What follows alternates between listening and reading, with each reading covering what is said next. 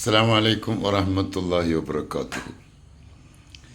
A gentleman and life. A decent man and life. നമുക്കൊക്കെ ഒരാഗ്രഹം ഉണ്ടാവും. എല്ലാവർക്കും നമ്മളെക്കുറിച്ച് ഒരു ജെൻ്റൽമാൻ ആണെന്ന് പറയുക, ഒരു ഡീസൻറ്റ് മാൻ ആണെന്ന് പറയുക, ഡീസൻറ്റ് ലേഡി. ഇതൊക്കെ നല്ലൊരു അനുഗ്രഹം തന്നെയാണ്. അങ്ങനെ പറയുന്ന ഒരവസ്ഥയിലേക്ക് എത്താൻ നമ്മളാദ്യം ഡീസൻ്റ് ആവണം, നമ്മളാകെ നല്ലൊരു ജെൻ്റൽമാൻ ആവണം. എന്താണ് ജെൻ്റൽമാൻ, എന്താണ് ഡീസൻറ്റ് മാൻ? മാന്യനായ മനുഷ്യൻ എന്നാണല്ലോ അതിൻ്റെ ആകത്തുക അർത്ഥം. നല്ല മാന്യതയോടെ ജീവിക്കുന്ന ഒരാൾ. അപ്പോൾ വിവാഹം കഴിക്കുന്നതിന് മുമ്പ് തന്നെ നമ്മളൊരു നല്ല മാന്യനാവണം. വിശുദ്ധ മുത്ത് ഹബീബ് റസൂലുള്ളാഹി സ്വല്ലല്ലാഹു അലൈഹി വസല്ലം തങ്ങൾ പറഞ്ഞല്ലോ, യാ മഅ്ശറ ശബാബ് ഇനിസ്തതാഅ മിൻകുമുൽ ബാഅത്ത ഫൽയതസവ്വജ്. വിവാഹം കഴിക്കാത്ത ചെറുപ്പക്കാരും വിവാഹം കഴിപ്പിക്കാൻ, മക്കളെ കൊണ്ട് വിവാഹം കഴിപ്പിക്കാൻ ആഗ്രഹിക്കുന്ന രക്ഷിതാക്കളും മനസ്സിലാക്കാൻ പറയാണ്. ഇസ്ലാം പറഞ്ഞൊരു പോയിൻ്റ് ഉണ്ട്, മനിസ്തതാഅ മിൻകുമുൽ ബാഅത്ത. പ്രായമാകുമ്പോൾ ചെക്കന് 10-25 വയസ്സായി പെണ്ണെട്ടിക്കുക, മോൾക്ക് 10-18 വയസ്സ് കഴിഞ്ഞ് കെട്ടിക്കുക. ഇത് ചിന്തിക്കുന്നതിന് മുമ്പ് അതിനുള്ളൊരു പക്വതയിലേക്ക് അവരെ എത്തിക്കുക എന്നുള്ള രക്ഷിതാക്കളുടെ കടമുണ്ട്. നിങ്ങൾ വിവാഹത്തിന് പക്വത എത്തിക്കഴിഞ്ഞാൽ, പക്വത മീൻസ് ഡീസൻറ്റ് ലൈഫ്, മറ്റൊരാളെ സ്വീകരിക്കാനുള്ള മാനസിക കരുത്ത്.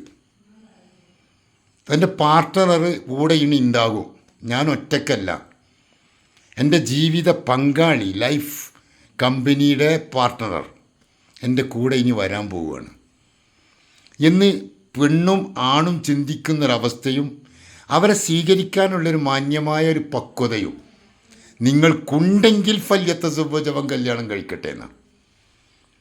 അത് നിങ്ങളെ കണ്ണ് ചിമ്മിച്ച് കളയും.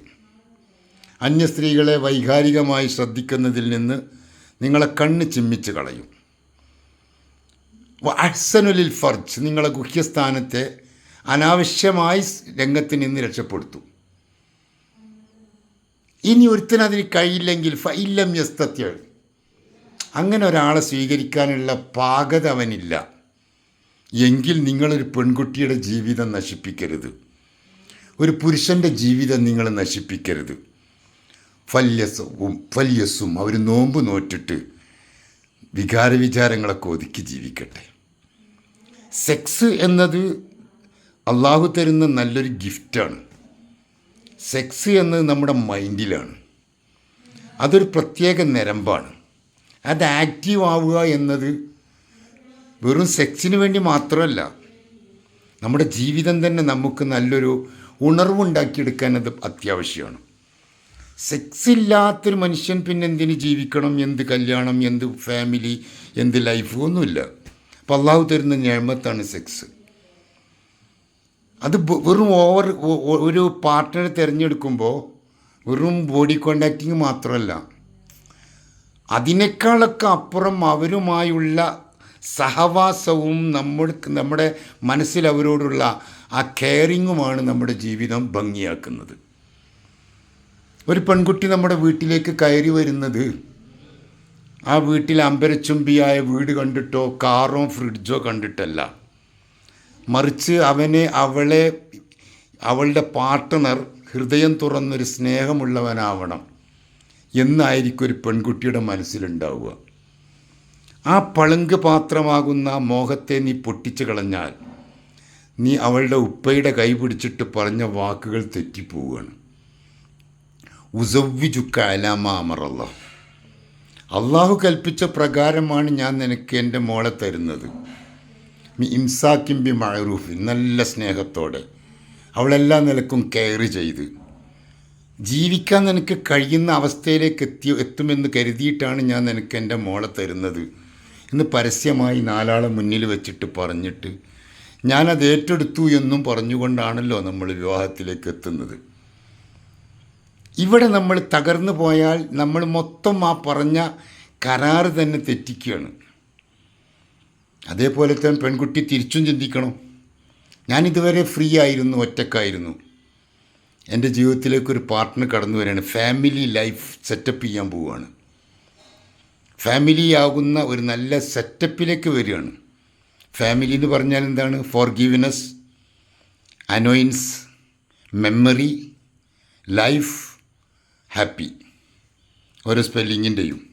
അപ്പോൾ ആ ഒരവസ്ഥയിലേക്ക് നമ്മൾ എത്തിപ്പെടുമ്പോൾ അതിന് പാകപ്പെട്ട അവസ്ഥയിലേക്ക് ഞാനും എത്തണം. ഞാൻ ഇന്നലെ പോലെയല്ല, ഇന്ന് എൻ്റെ കൂടെ ഒരു പുരുഷനുണ്ട്.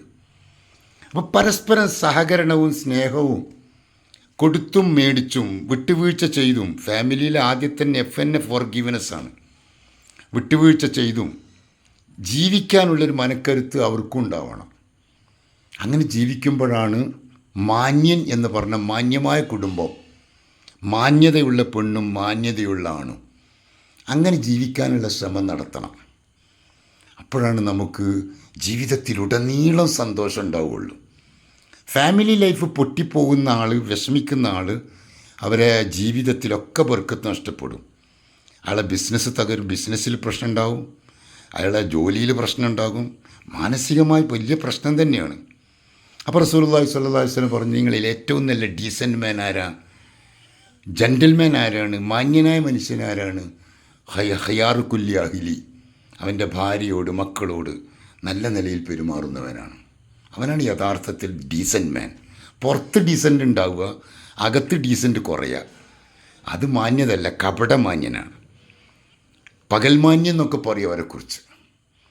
അപ്പോൾ ഉള്ളും പുറവും മാന്യമായി ജീവിക്കാനുള്ള ശ്രമം നടത്താൻ അള്ളാഹു നമുക്ക് തൗഫീക്ക് ചെയ്യട്ടെ.